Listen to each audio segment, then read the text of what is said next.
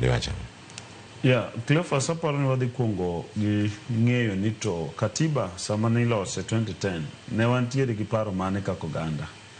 Ne wan gi paro mondo mi wagol teko to kod mwandu mochokore kata modhungore e headquarter mano Nairobi mondo mi tere e kor gwenge, nikech ne wa realize ni kaluwore gi kit telo mwasebedo godo higni mokadho, ka ne wandiko katiba manyien to nobedo important mondo mi ne wachor teko kod pesa kod mwandu oko mar headquarter mano Nairobi. Emomiyo ne wabedo gi article 175 chakre 175 kidhi mbele manyiso principles ma devolved government, manyiso ni Kenya bedo gi governments 47 mamoko manyalo riembo chenro gi mopogore opogore, mak mana ni ok ginyal timo gigo e komok ariyo mochung' ne weche kwe to gi weche madil gi weche court. Lakini sirikende 47 gi eki omigi teko mar loso chike kaluwore gi gigo eko midwaro kanyo, to kendo mano e county assembly momi tije adek. Tich mokwongo en mar loso chike,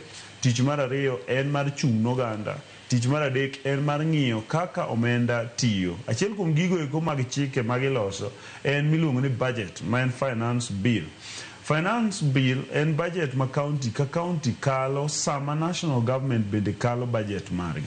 Tiyudo ni gima duong' ma osebedo ka timore nyaka ne wachak devolution. An anya wacho ni governors manokwongo, and adwa gone gero kamano ahinya kaka kidhi gara Homa Bay kata kidhi Migori, ginyalo bedo ni gin gi challenges mopogore opogore, to ne giketo gimiluongo ni structure mondo mi county governments ochak operate, ochak tiyo e yono ma ne giketo directors, ne giketo directorates mopogore opogore, boards mopogore opogore mondo mi county governments nobed ni nyalo chako.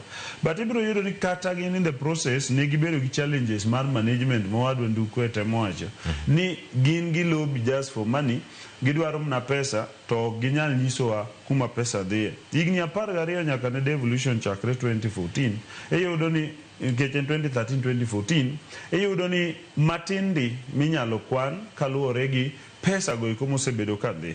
Ki calculate Homa Bay County for example nochako gi budget ma 4.5, then odhi 6 point something, modhi 7, modhi 8. Kawuono wawuoyo about budget ma 12 billion in the county government of Homa Bay.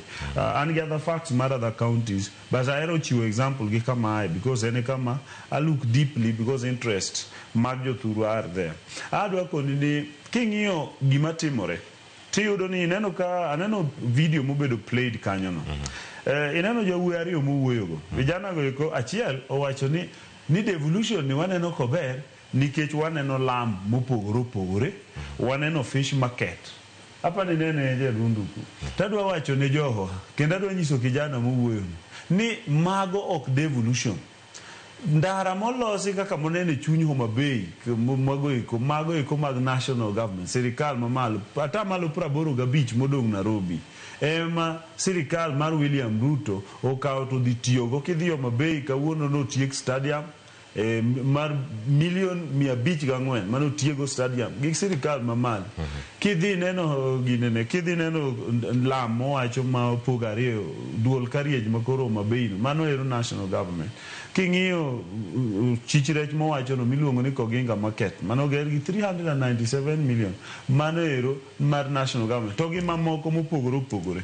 Ibiro yudo ni county governments wa to onge gima timo gi omenda momigi nikech kigolo like sani endi wan gi devolution conference and gima rach ni some of us and my editor dwa siemo jowa ni wan bende watero kwayo kaka an mondo mi ayud thuolo mondo abadhi address weche mopogore opogore devolution conference kaluwore ni asebedo member mar county assembly kendo an gi interest mar reorganizing leadership and management mar Homa Bay County. Tiyudo ni ne gidhi gi loro o gidwar dissenting voices.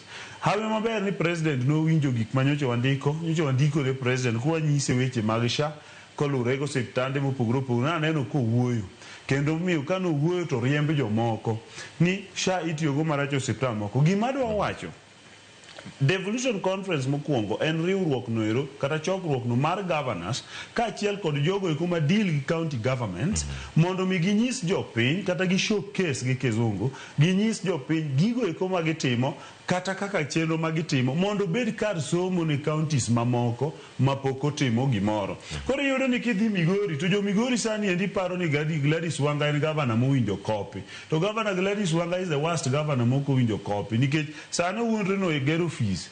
Iwinjo kidhi somo kako gero office to gero office gi pesa mokawe yo moko winjo.